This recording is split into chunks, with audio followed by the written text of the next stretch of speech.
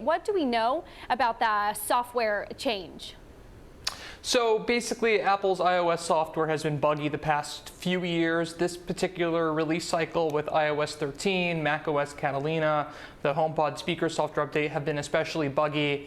What Apple's doing is they're going to make it so engineers earlier in the process will be able to determine what's buggy, what's working, what's not working, in order to hopefully, in their minds, come up with a much more stable operating system when they ship each September. Tom, I know that you cover the fundamentals of the business. In your opinion, when you analyze the company, at what point do you have to start to take a look at these software glitches and incorporate them into your analysis? Well, I think, to the point that it has a dampening impact on unit sales for the company. So if you think about Apple, they have had some snafus over time with their technology, and it's not unusual for them to have issues with their software. The challenge here, though, is if you think about both new iPhone users and then old iPhone users who upgrade to the latest software, it's really part of that feel for the consumer of having the latest and greatest Apple technology. So it's definitely something they need to improve. But when it has an impact on unit sales, that's when I get real concerned about it. So, Mark, I'm curious, in your opinion, you have seen Apple come out with these glitches and have to quickly issue new updates. Is it better to do that, to get it out to the customer first, as Tom was alluding to, or would you prefer to see the company sit back and roll it out right the first time? Well, I mean, they really don't have an option but to get them out at the proper time each year, right? They have to introduce it every June, and they have to release it every September, because to Tom's point, iPhone unit sales, selling new devices is the most important thing. The way these new devices are developed is they're built concurrently with the software updates, right? So it would be impossible to, let's say, ship the iPhone 11 without iOS 13. So they really have no choice. So it's not a matter of if they should or if they shouldn't. There's really no option here besides adding fewer features, which of course they're not going to do because the features are what drive sales. Tom, I want to switch gears and talk about Tim Cook's visit with Trump yesterday at Apple's new factory in Austin, Texas. Broadly, as you take a look at Apple and Tim Cook's relationship with Trump, is Tim Cook and Apple doing the right thing by getting in front of the president, getting the president's ear, showing off new factories, even though it's small in Apple's terms? The answer is absolutely yes. So I would argue that no publicly traded CEO has done a better job managing the relationship of the company with the president than Tim Cook has for Apple. And I think you see that in the recent tariff, to the extent that they adjusted the timing of it, which essentially gave Apple an opportunity to sell its new iPhones one more time without the full impact of tariffs. So I think that Tim Cook's done an amazing job. It's interesting to do a compare and contrast, if you want to, on how he's done versus Jeff Bezos and Amazon. And I think most recently, if you look at the Jedi contract that Amazon lost, suggests that Tim Cook's doing a much better job than Jeff Bezos at Amazon. So I think Apple's doing a great job managing its relationship with the president, and Tim Cook's leading that charge. Mark, react to that. Is Tim Cook doing the best of all big tech CEOs?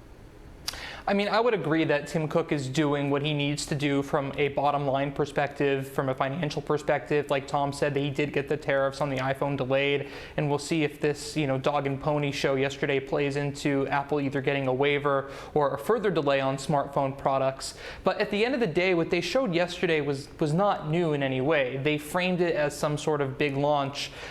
It's important to note this factory, those engineers, everything that we saw yesterday, everything you see on the screen right now, has been in place since 2013. So this is not new by any means. This is a 7-year-old existing infrastructure that has basically been portrayed as a new thing, and they're going ahead and thanking the Trump administration for this. On top of that, this is not the iPhone, the iPad, the Apple Watch, right?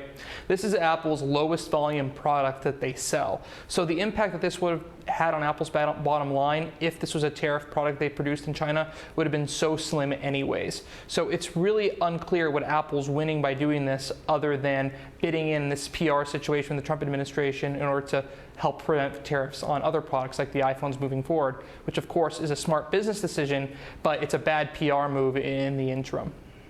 Well, Tom, within the PR machine that is Apple, is the political savviness of Tim Cook undervalued asset? Is that not being reflected in the share price? Well, with the rebound in shares, it's hard to indicate what is not in the share price. So I do think the company, again, Tim Cook at the charge, has done an amazing job as the smartphone market has matured in starting to diversify its revenue base. You think about what they're doing with all their other hardware devices, including wearables, the watches. And then what we look at in particular is either the proprietary content or things they're doing in financial services, such as both Apple Pay and Apple Card, and then also healthcare.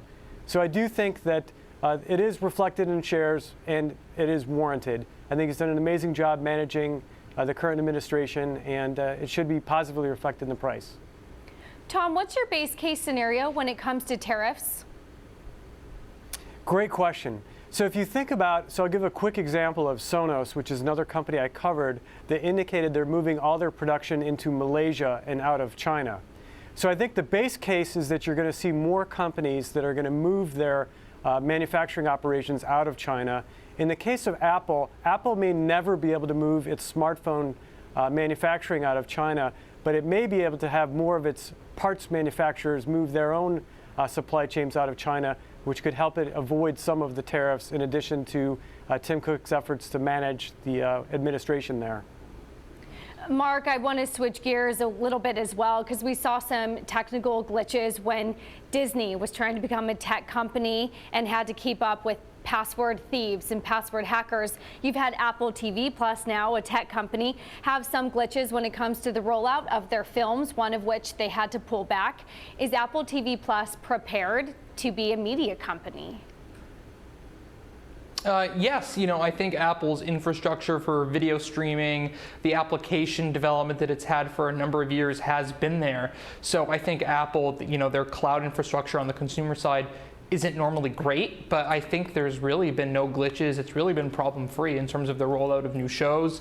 I've seen this myself on my Apple products. Every time a new episode hits at midnight Friday Eastern time, you get a buzz on your phone that a new episode is available. It's ready to stream immediately. So I think their experience in the App Store and distribution like iTunes movie rentals has really prepared them for this. Password management has been a big focus for Apple for the last few years. Apple TV Plus is tied directly into family sharing. You can use TV Plus on that subscription, either free or $5 a month with 4 other family members. So from a technology perspective, TV Plus really has been problem-free so far, I would say.